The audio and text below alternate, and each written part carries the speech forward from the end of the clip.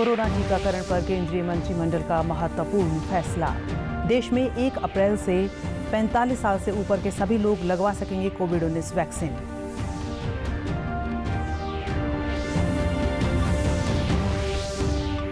केंद्रीय स्वास्थ्य मंत्री डॉक्टर हर्षवर्धन ने कहा, अन्य देशों की तुलना में भारत में सबसे ज्यादा तेजी से हो रहा है कोरोना टीकाकरण।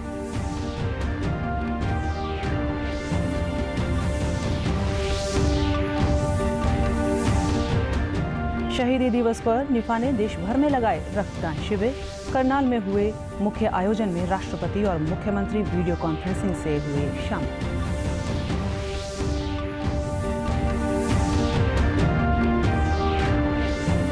और कनीना में उपमंडल स्तरीय न्यायिक भवन का शिलान्यास। लगभग 4.5 एकड़ में बनने वाले भवन में होंगी अत्याधुनिक सुविधाएं। नमस्कार, मैं रूपा महलावत। अब समाचार विस्तार से।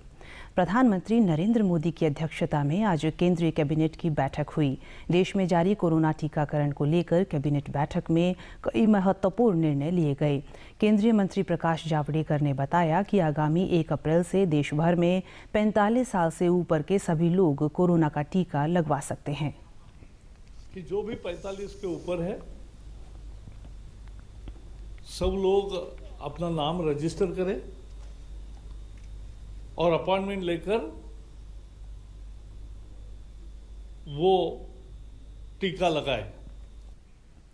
प्रकाश जावड़ेकर ने कहा कि टीकाकरण अभियान तेज गति से चल रहा है और देश में पर्याप्त मात्रा में कोरोना वैक्सीन उपलब्ध है। उन्होंने देशवासियों से कोरोना का टीका लेने की अपील की। 45 से ऊपर कोई भी हो जिसको बीमारी है या नहीं है, सबको वैक्सीन उपलब्ध होगा। केंद्रीय मंत्री ने कहा कि वैज्ञानिकों के मुताबिक कोविशील्ड वैक्सीन की 2 खुराकों के बीच 4 से लेकर 8 हफ्तों का अंतर काफी लाभकारी है। कोविशील्ड का डोज 4 से 8 सप्ताह के दरमियान लेना ठीक है, यानी 8 सप्ताह तक उसका अंतर बढ़ा सकते, उसका लाभ ही है।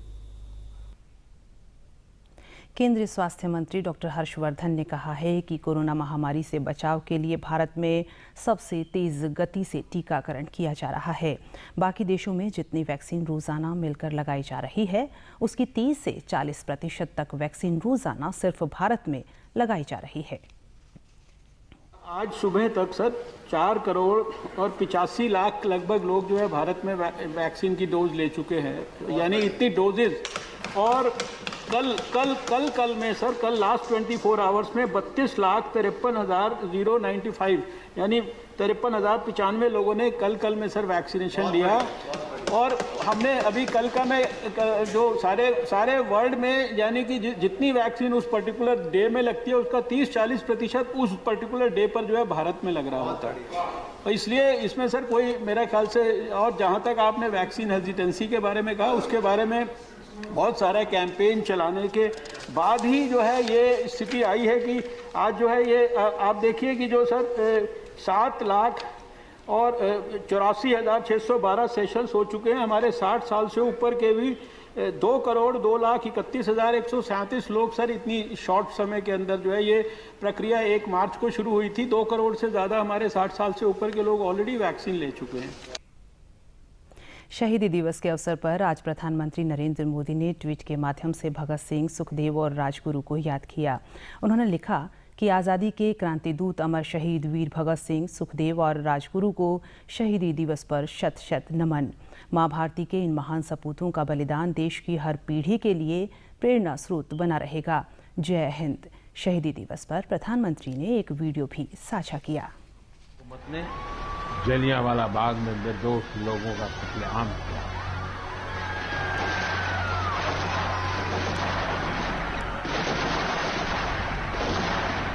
इस नरसंहार के बाद एक 12 साल का लड़का उस घटना स्थल पर, वह खुशमिजाज और चंचल बालक, लेकिन उसने जलियांवाला बाग में जो देखा वह उसकी सोच के परे था। वह स्तब्ध था। यह सोचकर कि कोई भी इतना निर्दयी कैसे हो सकता है। वह मासूम गुस्से की आग में जलने लगा था। उसी जलियांवाला बाग में उसने अंग्रेजी शासन के खिलाफ लड़ने की कसम खाई। एक हुकूमत जिसका दुनिया के इतने बड़े हिस्से पर शासन था, इसके बारे में कहा जाता था कि उनके शासन में सूर्य कभी अस्त नहीं होता। इतनी ताकतवर हुकूमत एक 23 साल के युवक से भयभीत हो गई थी।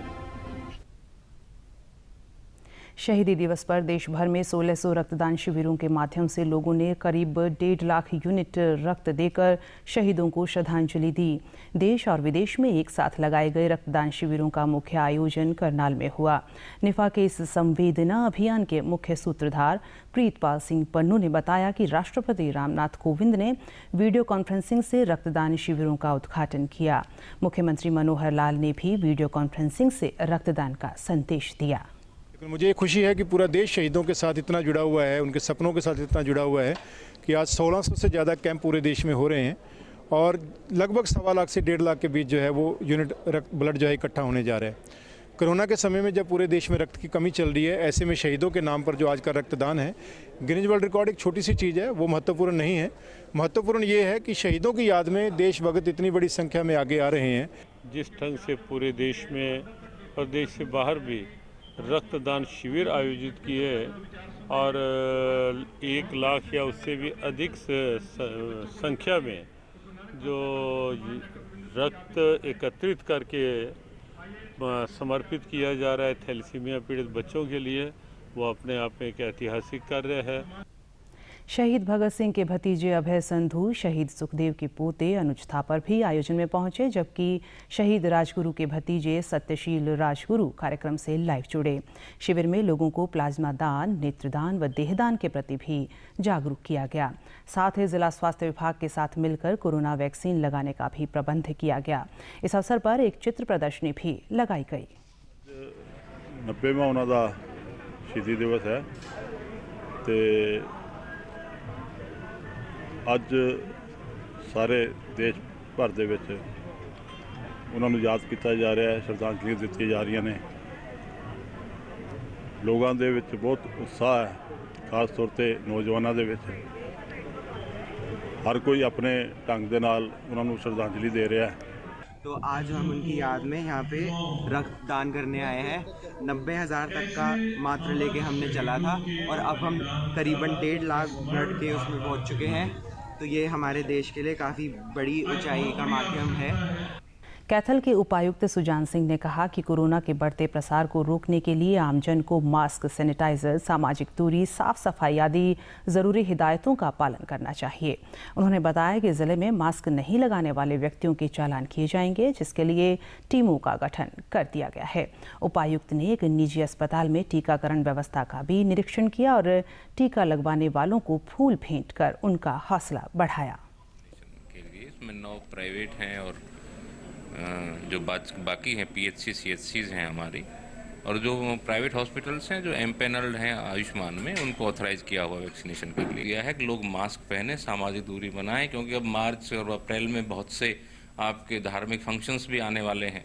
होली का त्यौहार है, फिर आपकी नवरात्रे भी आएंगे, फिर आपका जो है बैसाखी आएगी। तो इस पे लोग मना नहीं कर रहे हैं, लेकिन आप इसमें जो इसका प्रोटोकॉल है उसको फॉलो करें और कोशिश करें भी कम से कम लोग जो है ना इकट्ठे हों, और इकट्ठे होने के समय भी सामाजिक दूरी का आप ध्यान रखें। गवर्नमेंट की प्रोटोकॉल के हिसाब से 60 and above and with the patients of 45 to 60 years जिनको कोई कोमॉर्बिडिटी है वो एलिजिबल हैं, तो वो लोग बहुत बढ़ चढ़ के भाग ले रहे हैं और उन सब लोगों को वैक्सीनेशन करवानी चाहिए। टीकाकरण के बाद लोगों ने कहा कि वैक्सीन लगवाकर वे अपने आप को सुरक्षित महसूस कर रहे हैं। कोरोना के प्रकोप को फिर से बढ़ता देखकर हम सबको वैक्सीन जरूर लगवानी चाहिए और अफवाहों पर ध्यान नहीं देना चाहिए। अच्छा लग रहा है जिस तरह का वातावरण पूरी दुनिया में इस वक्त फैला हुआ है।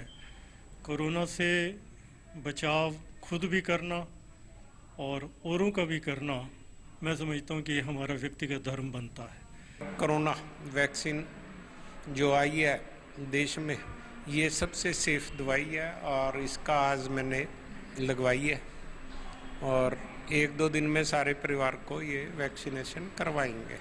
जैसे कि दोबारा ये कोरोना आने का चांस हो रहे हैं, फैल रहा है, उससे मुझे तो कल का मैं बहुत बढ़िया महसूस हो रहा है। कोई टेम्परेचर नहीं, कोई कुछ नहीं, बहुत बढ़िया महसूस कर रहा हूँ। मेरे परिवार में लगभग सबने कोरोना की वैक्सीन ले ली कल। आह्वान करता हूँ इस बीमारी से बचने के लिए सभी जरूर कोरोना वैक्सीन लें। कोविड-19 महामारी के खिलाफ देश एकजुट होकर लड़ रहा है। आप भी हमारे साथ सुरक्षा और बचाव के 3 आसान एहतियाती उपायों का संकल्प लें। मास्क हमेशा सही ढंग से पहनें, 2 गज की दूरी बनाए रखें और हाथ बार-बार धोएं। पंजाब एवं हरियाणा हाईकोर्ट के न्यायाधीश हरिपाल वर्मा ने आज कनीना में उपमंडल स्तरीय न्यायिक भवन का शिलान्यास किया। लगभग 4.5 एकड़ में बनने वाला यह भवन हरियाणा का पहला न्यायिक भवन होगा, जिसमें भविष्य की ज़रूरतों के हिसाब से अत्याधुनिक सुविधाएं मुहैया कराई जाएंगी। इस अवसर पर न्यायाधीश हरिपाल वर्मा ने कहा कि यहां पर लंबे समय से न्यायिक भवन बनवाने की मांग थी। वर्ष 2016 में कोर्ट की स्थापना के बाद कम संसाधनों के बावजूद न्यायिक अधिकारियों ने यहाँ अपनी सेवाएं दी हैं। अब जल्द से जल्द इसका निर्माण कार्य पूरा होगा और मुझे उम्मीद है कि रिकॉर्ड टाइम में बनेगा। टेंडर फ्लॉट करने के बाद 1 साल के करीब 18 महीने लगते हैं। कार्यक्रम में जिला एवं सत्र न्यायाधीश आर.के. सोंधी ने शहीदी दिवस पर शहीदों को नमन करते हुए कहा कि हमारे शहीदों की बदौलत ही हम आज़ाद हैं और प्रजातांत्रिक प्रणाली के अनुरूप काम कर पा रहे हैं। 4 कोर्ट रूम होंगे, बार के लिए चैम्बर्स की जगह होगी, बार की लाइब्रेरी होगी, लिटिगेंट हॉल होगा और एक तरफ हमारा कम्प्लेक्स कोर्ट कम्प्लेक्स होगा, दूसरी तरफ लघु सचिवालय जो हमारा लोकल एसडीएम साहब का कार्यालय होगा वो भी यहीं बनेगा साथ के साथ। डीडी न्यूज़ हरियाणा पर देश और प्रदेश से जुड़ी खबरों को विस्तार से जानने के लिए आप हमारे साथ फेसबुक, ट्विटर और यूट्यूब के माध्यम से भी जुड़ सकते हैं। हमसे जुड़ने के लिए आप हमारे सोशल मीडिया हैंडल को भी फॉलो कर सकते हैं। अब आप अपने मोबाइल फ़ोन से QR कोड स्कैन कर हमारे यूट्यूब चैनल पर सीधे पहुंच सकते हैं। दांडी यात्रा का एक मकसद था ब्रिटिश सरकार द्वारा अध्यारोपित नमक कानून की जघन्य धाराओं का प्रतिरोध करना, जबकि इसका दूसरा मकसद कहीं अधिक गहरे निहितार्थों वाला था, जिसने इस अभियान को एक विशिष्ट महत्व प्रदान किया। अनकी से पदयात्रियों ने जम्मूसर की यात्रा शुरू की, जहां महात्मा गांधी दोपहर में रुके थे और सभा भी की थी। इस यात्रा को 12 मार्च को प्रधानमंत्री नरेंद्र मोदी ने साबरमती से रवाना किया था।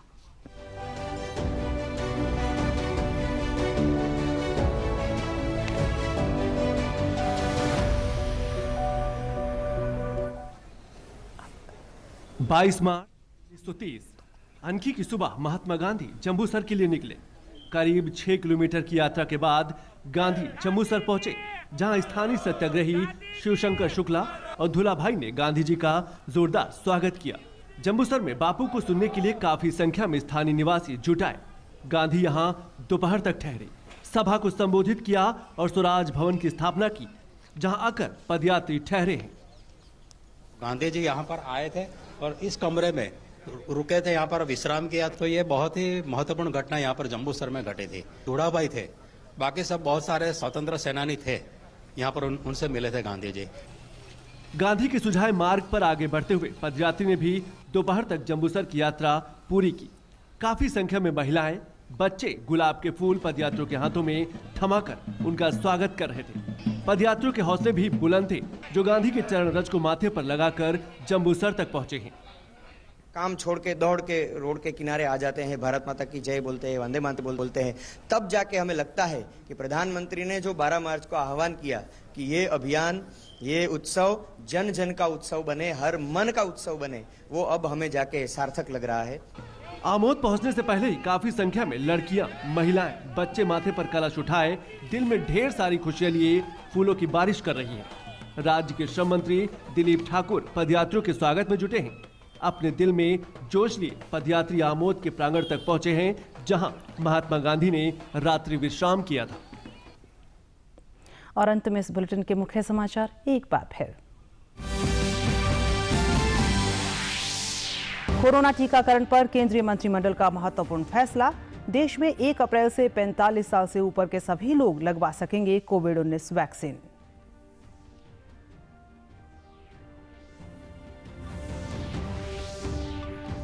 केंद्रीय स्वास्थ्य मंत्री डॉक्टर हर्षवर्धन ने कहा, अन्य देशों की तुलना में भारत में सबसे ज्यादा तेजी से हो रहा कोरोना टीकाकरण।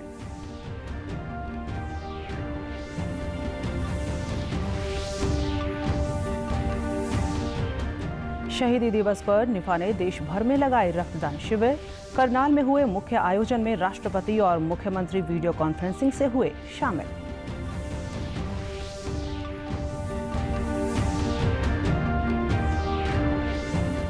और कनीना में उपमंडल स्तरीय न्यायिक भवन का शिलान्यास। लगभग 4.5 एकड़ में बनने वाले भवन में होंगी अत्याधुनिक सुविधाएं। समाचारों में आज इतना ही। नमस्कार।